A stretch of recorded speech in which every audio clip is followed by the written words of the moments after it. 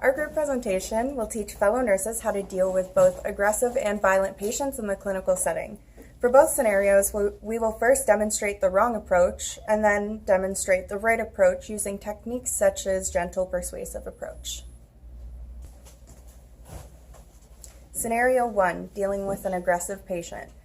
40-year-old prima gravida woman showing signs of postpartum blues.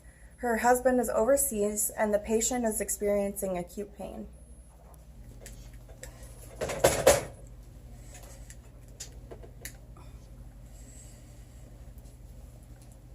Hi. What? What happened? Finally, you're here. I've been calling 10 times already. I'm in pain. I need something. Well, you already have pain medication 2 hours before, so I cannot give you pain medication now. Just try to feed your baby. Maybe you can get sleep and No, I'm in so much pain. Give me medication. I My baby keeps on crying. I cannot even sleep. Do something. I cannot give you medication. Try to feed your baby and sleep. That's all I can do. Can't you even help me? I can't give you medication. Just try to sleep. Okay. I have other patients. Go away. I don't want to see your face. You cannot even help me anyway. Don't ever come back. So that was the wrong way to deal with the situation, and now we're going to demonstrate the proper way to deal with it using techniques such as a gentle persuasive approach.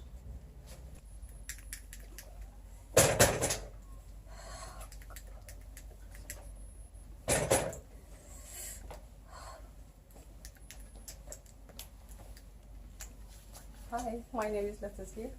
I will be your nurse today. How are you doing? Finally, you're here. I've been calling 10 times already. Nobody showed up. Yeah, I was with other patients. You look upset. I'm so frustrated. Can you tell me about it? Don't you see I'm in so much pain? I need medication. My baby's crying. I cannot even sleep. I want medication, please. Yeah, I see your chart. You have medication 2 hours before. So your medication is supposed to be every 4 hours. But I will talk to the doctor about it.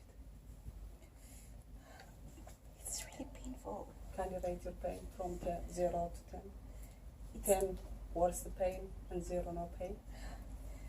It's 10. I need medication. So what we can do is now I will help you to feed your baby. Is that okay? If your baby get feed, the baby might sleep and you might sleep too. Maybe you can get rest. Let me help you. You know what? My husband is overseas. I'm so scared. I'm so all alone. I'm really scared to go home. No one will gonna help me. Do you have any family member that can help you? None? No? I understand what you are going through. Do you? So what I'm trying to do is that okay if I refer you to the social workers that can help you when you go home? If it will help me, it's okay. Okay, I will do that before you get home. So what I'm trying to do is now I'll talk to your doctor about your pain. Whenever you need me, just call. Okay?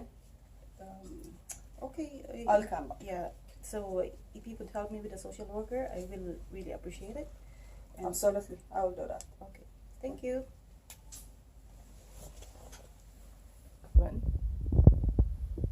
So now we're going to talk about the second scenario. The second scenario is dealing with a violent patient. It is all about a 25 years old female admitted with intense abdominal pain and experiencing psychosis and mood swings. So this will be Does anyone actually work here? Yes, there are people working, but we are working, and I have other clients to see. What do you need help with? I've been calling you for like 3 hours. I just need help with my pain. I don't think you've been calling for 3 hours because I've been here busy with clients, and I haven't heard a peep. So what's the problem? I just want something for my pain. Well, it shows here that you're just given some medication a couple hours ago, so I can't give you any more for another 2 hours. Are you serious?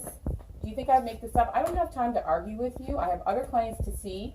I heard through the other staff that you've been a little bit aggressive throughout the night, so you're just gonna have to hold on until the doctor comes in. I am not waiting till the doctor comes in. I bet he's gonna take even longer than you Yes, did. you are gonna I wait. am leaving. I am getting I am out in of charge. here. You need to stay You where you are. cannot do Let go that. of my arm right No. now. Who do you think you are? Who do you think you are? I am the nurse, and okay, Get that's out. it. I'm getting Get security. out. You're like a You know what? psychopath. Just like the other. Oh! So this is the wrong approach. So now we're going to show you the right way on dealing with difficult patient by using a gentle Oh, start persuasive. over because it wasn't difficult. It was fine. This is the wrong way of dealing with the violent patient. So now we're going to show you the right way on dealing with the violent patient by using a gentle persuasive approach. Hello? Hello? Does anyone actually work here? Come on, people. Good morning. My name is Cynthia.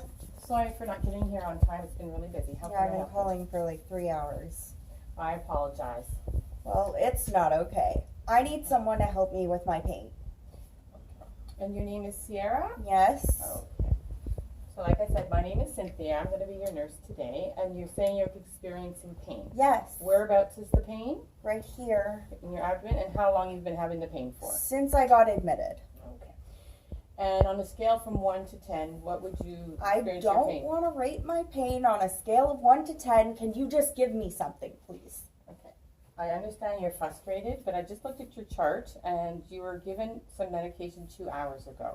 Now, the type of medications that you're taking, I, as a nurse, cannot give you any more for another 2 hours without consulting the physician. So I would like to consult the physician, but before I do, I just need to have a pain scale so that I can report that to the doctor so he understands. Okay, 9 then. Okay, 9. All right. Thank you very much. I know how frustrating it could be. Now, at this point, I can give you medication, but perhaps we can put you in a different type of position. No, I don't want to be in a different type of position. Can you just give me something? Okay, I just, Please, maybe if you please could. stop. Okay, you're Stop. hurting me. I'm trying to help you. You Okay, need to let go. You need to give me something. You need to let go of my arm. No. Okay. We're having a communication breakdown. Yeah, really. You just need And I think get I'm out. just okay. Just get out. This has escalated too much. I'm trying to help you. I'm just gonna slowly back away. I apologize that you're feeling this way. I'm just gonna get some help. Get out. Dealing with difficult and violent patients. So in summary, you have watched 2 scenarios with both the wrong way to approach and a better way to approach the situation.